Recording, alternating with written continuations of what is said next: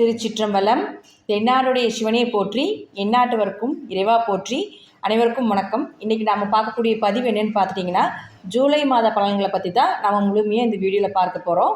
அதற்கு முன்னாடி நம்மளோட சேனலை சப்ஸ்கிரைப் பண்ணிக்கோங்க. பெல் பட்டனில் ஆல் அப்படின்னு சொல்லக்கூடிய பட்டனை கிளிக் பண்ணிக்கோங்க. அப்போ தான் நம்ம போடக்கூடிய அனைத்து பதிவுகளுமே உங்களுக்கு உடனுக்குடன் வந்துக்கிட்டே இருக்கும். கடந்த ஜூன் மாத பதிவிலேயே நான் உங்களுக்கு எல்லா விஷயங்களுமே கொடுத்துருப்பேன். எப்போ பணம் வரும், எப்போ தொழில் நல்லா இருக்கும், எப்போ வழிபாடுகள் செய்யலாம், இது போல் பல விஷயங்கள் கொடுத்துருக்கேன். அதே போல் இந்த வீடியோவிலும் எல்லா வகையான விஷயங்களையும் நான் உங்களுக்கு கொடுக்க போகிறேன். ஒரு மனிதருக்கு தேவையான விஷயம் பொருளாதாரம், அதே போல் பண வளர்ச்சி, தொழில் வளர்ச்சி, செய்கின்ற தொழிலில் நல்ல லாபங்கள், அதே போல் நமக்கு என்ன வரும், எப்போ நோய், கடன் எப்போ வாங்கக்கூடிய ஒரு சூழ்நிலைகள் வரும் அப்படிங்கிறத தெரிஞ்சுக்கிறது, இதெல்லாம் தான் ரொம்ப முக்கியம். வீடு கிடைக்குமா, எப்போ வீடு கட்டலாம், இப்படிங்கிறத ஒரு அத்தியாவசிய தேவையாக இருக்கும். அது எல்லாமே இந்த வீடியோவில் இந்த மாதத்தில் எப்பெல்லாம் வாங்கலாம், என்னெல்லாம் செய்யலாம் அப்படிங்கிறத இந்த வீடியோவோட எண்டிங்கில் நான் உங்களுக்கு கொடுக்குறேன். பார்த்து நீங்களும் பயன்பெறுங்கள். காலபுருஷனுக்கு முதல் ராசியான மேஷ ராசிக்குண்டான ஜூலை மாத பலன்களை பற்றி நாம் இந்த வீடியோவில் முழுமையாக பார்க்கலாம். உங்கள் ராசிக்கு 1 மற்றும் 8ஆம் அதிபதினு சொல்லக்கூடியவர், அதாவது உங்கள் ராசிநாதன் யாருன்னு பார்த்துட்டிங்கன்னா செவ்வாய். உங்கள் ராசியில் அஸ்வினி, பரணி, கிருத்திகை 1ஆம் பாதம் வரைக்கும் அந்த நட்சத்திரங்கள் இருக்குது. இந்த 3 நட்சத்திரத்திற்கும் அதிபதி யாருன்னு பார்த்துட்டிங்கன்னா செவ்வாய். இந்த செவ்வாய் பார்த்துட்டிங்கன்னா கடந்த மாதம், அதாவது ஜூன் மாதம் பார்த்துட்டிங்கன்னா நீச நிலையில் இருந்தார். பொதுவாக ராசி அதிபதியோ அல்லது லக்னாதிபதியோ நீசமாகக்கூடாது. இது நீங்கள் லக்னத்துக்கும் பொருந்தும். அப்படி இருந்தால் நிச்சயமாக செய்த தப்புக்கு தண்டனையும், செய்தொழிலில் ரொம்பவுமே பிரச்சனைகள், எது செஞ்சாலும் ஒரு நஷ்டங்கள், இதெல்லாமே நிச்சயமாக ஏற்பட்டிருக்கும். பழி பாவங்கள் இதெல்லாமே கடந்த ஜூன் மாதத்தில் நிச்சயமாக நடந்திருக்கும். இப்போது உங்களுடைய ராசி அதிபதி அந்த நீச நிலை எல்லாமே விட்டு உங்களுக்கு 5ஆம் வீடு அப்படின்னு சொல்லக்கூடிய பூர்வ புண்ணிய ஸ்தானத்துக்கு வந்துட்டார். இப்போது இந்த மாதம் முழுவதும் அந்த இடத்துல தான் இருப்பார். அப்போது பார்த்துட்டிங்கன்னா உங்களுடைய ராசி அதிபதி 5ஆம் வீட்டில் இருந்தால் குடும்ப ஒற்றுமை பெருகும். குல தெய்வத்தினுடைய அனுகிரகம் நிச்சயமாக கிடைக்கும். இஷ்ட தெய்வ வழிபாடுகள் உங்களுடைய தேவைகளை எல்லாமே பூர்த்தி செய்து கொடுக்கும். அது மட்டும் இல்லாமல் உங்களுக்கு 1, 5 தொடர்பு ஏற்பட்டாலே குழந்தைகள் மூலமாக நிச்சயமாக உங்களுக்கு மகிழ்ச்சிகள் ஏற்படக்கூடிய ஒரு காலகட்டங்களாக இருக்கும். இந்த 5ஆம் இடம் அப்படின்னு சொல்லக்கூடியது அதிர்ஷ்டத்தை சொல்லக்கூடிய ஒரு இடம். அப்போ 5, 1 மற்றும் இவர் 8ஆம் அதிபதி ஆகிறார் இல்லைங்களா, இந்த 3 கிரக சேர்க்கையை நம்ம எடுத்துக்கிட்டோம்னா லாட்ரியில் பணம் வரவு, ஷேர் மார்க்கெட்டில் இன்வெஸ்ட்மெண்ட் பண்ணி லாஸ் ஆகியிருந்தாலும் கூட இந்த காலகட்டங்கள் பணம் வரவு இதெல்லாமே நிச்சயமாக ஏற்படும். அப்போ பார்த்துட்டிங்கன்னா நான் இந்த மாதம் லாட்ரி வாங்குறது, ரேஸ் ஏதாவது பண்ணுறது, ஷேர் மார்க்கெட்டில் இன்வெஸ்ட்மெண்ட் பண்ணுறது, முதலீடுகள் போட்டு ஏதாவது ஒரு தொழிலை ஆரம்பிக்கிறது, இதெல்லாமே நிச்சயமாக செய்தால் உங்களுக்கு நல்ல வாய்ப்புகள் ஏற்படுத்தி கொடுப்பார். நல்ல லாபங்களும் நிச்சயமாக உண்டு. அவரே உங்களுக்கு 8ஆம் அதிபதியாக 5ஆம் வீட்டில் இருக்கும் பொழுது குழந்தைகளுடைய உடல்நிலையில் கொஞ்சம் கவனமாக இருக்க வேண்டும். என்னதான் ஒன்றுக்குடையவராக இருந்தாலும் ஜாதகத்தில் குழந்தைகளுக்கு தசாபுத்திகள் சரியில்லைன்னா கொஞ்சம் பிரச்சனைகளும் வருவதற்கு வாய்ப்புகள் உண்டு. திடீர் அதிர்ஷ்டங்கள், திடீர் துரதிர்ஷ்டங்கள் இது எல்லாமே 8ஆம் இடம்தான். அப்போ இது எல்லாமே பார்த்துட்டிங்கன்னா 5ஆம் வீட்டில் இருக்கும் பொழுது ஜாதகத்தில் தசாபுத்தி நல்லா இருந்தால் நல்ல அதிர்ஷ்டங்களும், சரியில்லாமல் இருந்தால் கொஞ்சம் கஷ்டங்களையும் அனுபவிக்க வேண்டிய ஒரு சூழ்நிலைகள் ஏற்படுத்தி கொடுப்பார். அடுத்து உங்களுடைய ராசிக்கு 2 மற்றும் 7ஆம் அதிபதினு சொல்லக்கூடிய சுக்கிர பகவான். இந்த 2 மற்றும் 7ஆம் அதிபதினு சொல்லக்கூடிய சுக்கிர பகவான் இப்போ இருக்கக்கூடிய வீடு அப்படின்னு பார்த்துட்டிங்கன்னா உங்களுடைய ராசிக்கு 4ஆம் வீட்டில் 6ஆம் தேதி வரைக்கும் இருக்கார். 6ஆம் தேதிக்கு மேலே உங்களுடைய ராசிநாதனோட சேர்றார். அப்போ 6ஆம் தேதி வரைக்கும் நம்ம பெருசாக எடுத்துக்க வேண்டியதில்லை அப்படிங்கிறத நம்ம எடுத்துக்கலாம் பொதுவாக, சரிங்களா. அப்போது 2ஆம் அதிபதி 4ஆம் வீட்டில் இருந்தாலே குடும்ப தேவைகள் பூர்த்தியாகும். குடும்பத்திற்குண்டான ஏதாவது வீடு கீது வாங்கலாமா, அல்லது ஏதாவது நிலம் வாங்கலாமா, இடம் வாங்கலாமா, இது எல்லாமே நிச்சயமாக ஒரு எண்ணங்களை 6ஆம் தேதி வரைக்கும் கொடுப்பார். எப்போ செயல்படுத்துவார் அப்படின்னு பார்த்துட்டிங்கன்னா இந்த 2 குடையவர் 5ஆம் வீட்டுக்கு போகும்பொழுது நிச்சயமாக செயல்படுத்தி கொடுப்பார். சுக்கிரன் செவ்வாய் சேர்க்கை ஏற்பட்டாலே நிச்சயமாக இடம் ஏதாவது வாங்கலாமா, அல்லது தொழில் ஏதாவது விஷயங்கள் செய்யலாமா, சுப நிகழ்ச்சிகள் கைக்கூடி வரக்கூடிய ஒரு அமைப்பு. ஏன்னா அவர் உங்களுக்கு 7ஆம் அதிபதி ஆகிறார் இல்லைங்களா, திருமணத்தை செய்து கொடுக்கக்கூடிய ஒரு கிரகம் இல்லையா உங்களுக்கு சுக்கிரன்.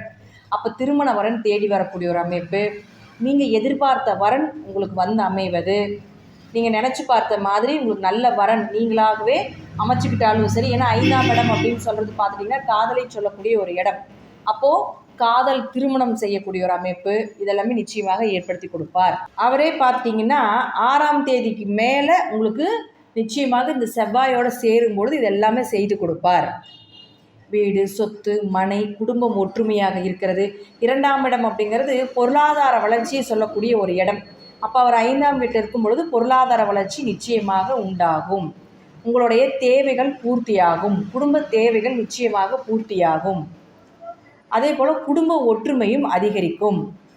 அடுத்தது பார்த்துட்டிங்கன்னா அவரே உங்களுக்கு 7ஆம் அதிபதியாகி 5ஆம் வீட்டில் இருக்கும்பொழுது நிச்சயமாக காதல் வரன் தேடி வரக்கூடிய ஒரு அமைப்பு, வியாபாரம் செழிப்பாக இருக்கக்கூடிய ஒரு அமைப்பு, பார்ட்னர்ஷிப் போட்டு தொழில் பண்ணிகிட்டு இருக்கக்கூடியவர்களுக்கு ஏதாவது ஒரு மனசஞ்சலங்கள் ஏற்பட்டிருந்தாலும் கூட இந்த காலகட்டங்கள் அது எல்லாமே சுமூகமாக முடியக்கூடிய ஒரு சூழ்நிலைகள் இதெல்லாமே நிச்சயமாக ஏற்படுத்தி கொடுப்பார் இந்த சுக்கிர பகவான்.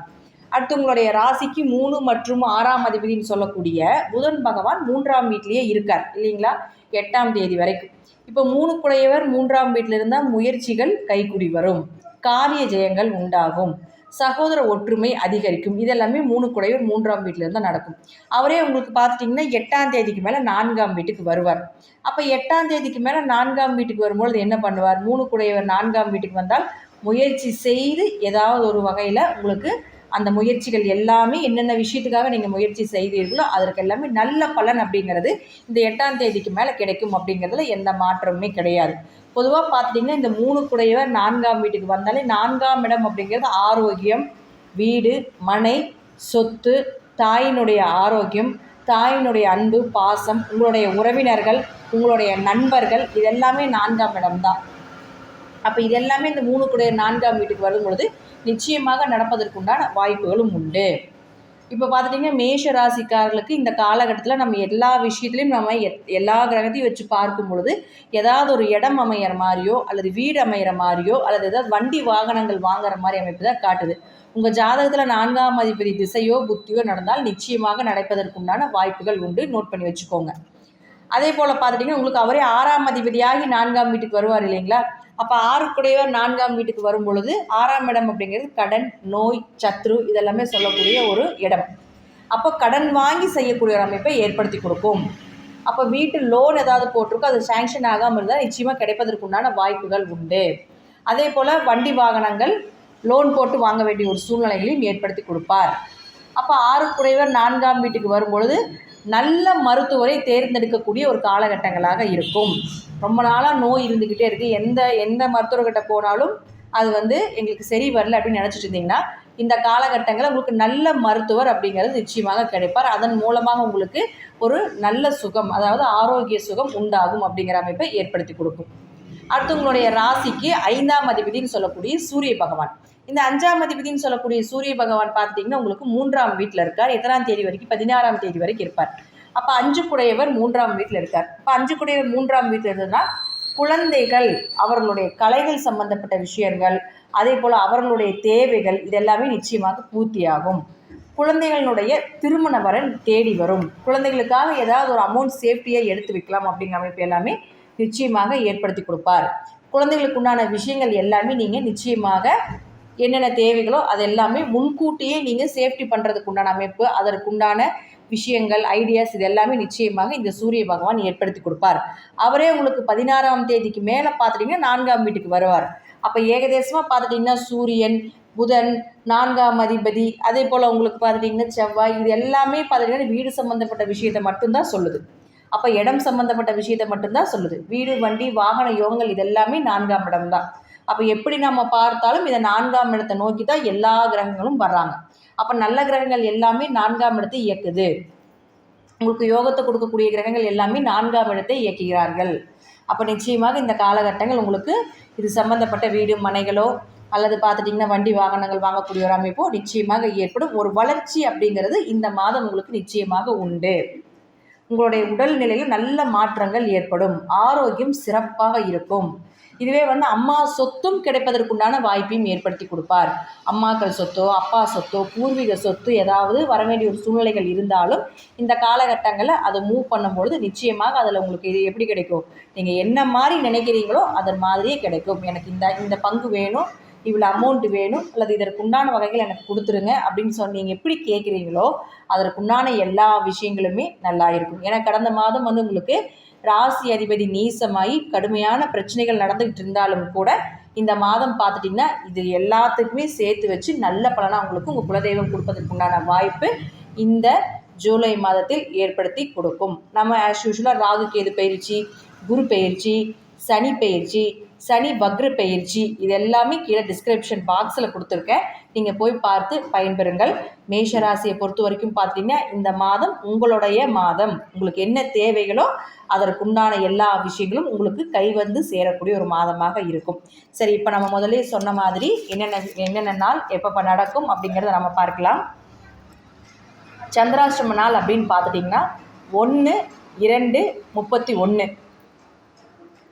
அதே போல் பார்த்துட்டிங்கன்னா தொழில் வளர்ச்சி எப்போ கிடைக்கும், தொழில் ரீதியாக யாராவது சந்திக்கலான் இருக்கீங்க, வியாபாரம் செழிப்பாக இருக்கணும் அப்படின்னு நினச்சிங்கன்னா 4, 5, 6, 7, 26, 27, 28 பண வரவு எப்போ கிடைக்கும், நல்ல லாபங்கள் எப்போ கிடைக்கும் அப்படின்னு பார்த்துட்டிங்கன்னா 6, 7, 8, அதே போல் 13, 14, 15 குல தெய்வத்தினுடைய அனுகிரகம் எப்போ கிடைக்கும், குடும்ப ஒற்றுமையாக இருக்கணும், குடும்ப தேவைகள் பூர்த்தி ஆகணும்.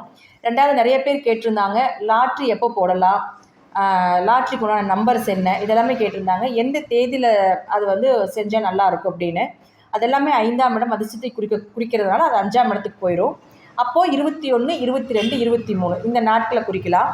அடுத்தது நோய் எப்போ வரும், கடன் எப்போ வாங்க வேண்டிய ஒரு சூழ்நிலைகள், உடல்நிலை எப்போ சரியில்லாமல் இருக்கும் அப்படின்னு பார்த்துட்டிங்கன்னா 24, 25, 26 அப்பா மூலமாக உங்களுக்கு உதவிகள் கிடைக்கணும். அதே போல் பார்த்துட்டிங்கன்னா உங்களுக்கு குருமார்களுடைய வழிபாடு, ஜீவசமாதி வழிபாடு, சித்தர்களுடைய சித்தர் குருமார்கள் இவர்களுடைய வழிபாடுகள் எப்போ பண்ணலாம் அப்படின்னு பார்த்துட்டிங்கன்னா 3, 4, 5 அம்மா சொத்து கிடைக்கணும், வீடு வண்டி வாகன யோகங்கள் வாங்கணும், அதனுடைய தேவைகளை பூர்த்தி பண்ணுறக்கு அம்மா கிட்ட பேசணும், யாரோ ஒருத்தர் மூலமாக உதவிகள் வேணும் அப்படின்னு நினச்சிங்கன்னா 18, 19, 20 இந்த தேதிகளை பயன்படுத்திக்கலாம். அதே போல் பார்த்திங்கன்னா பயணம் மேற்கொள்ளணும், மேல் படிப்பு, அதே போல் உங்களுக்கு வெளிநாடு வெளியூர் வேலைக்காக பயணம் மேற்கொள்ள வேண்டிய ஒரு சூழ்நிலைகள், அதற்குண்டான பேச்சுவார்த்தை நடத்த வேண்டிய ஒரு சூழ்நிலைகள் இதெல்லாமே 8, 9, 10 இந்த நாட்களில் நீங்கள் பயன்படுத்தி கொள்ளலாம். இதெல்லாமே கண்டிப்பாக அக்யூரேட்டாக 70% இந்த தேதிகள் உங்களுக்கு நிச்சயமாக பொருந்தி வரும். தசாபுத்திப்படி கொஞ்சம் ஒரு நாள் 2 நாள் முன்ன பின்ன போகலாம், அவ்வளவே தவிர மற்றபடி நான் சொன்ன பலன்கள் எல்லாமே உங்களுக்கு நிச்சயமாக நடப்பதற்குண்டான வாய்ப்புகள் உண்டு. நன்றி. மீண்டும் ஒரு நல்ல பதிவில் சந்திக்கலாம். திருச்சிற்றம்பலம், தில்லையம்பலம், ஸ்ரீ நரசிம்மர் திருவடிகளே சரணம். ஸ்ரீ குபேரன் டிவியை பார்த்தமைக்கு நன்றிகள். மேலும் இது போன்ற தகவல்களை தெரிந்து கொள்ள ஸ்ரீ குபேரன் டிவியை சப்ஸ்கிரைப் செய்யுங்கள். மறக்காமல் பெல் ஐக்கானை கிளிக் செய்யுங்கள்.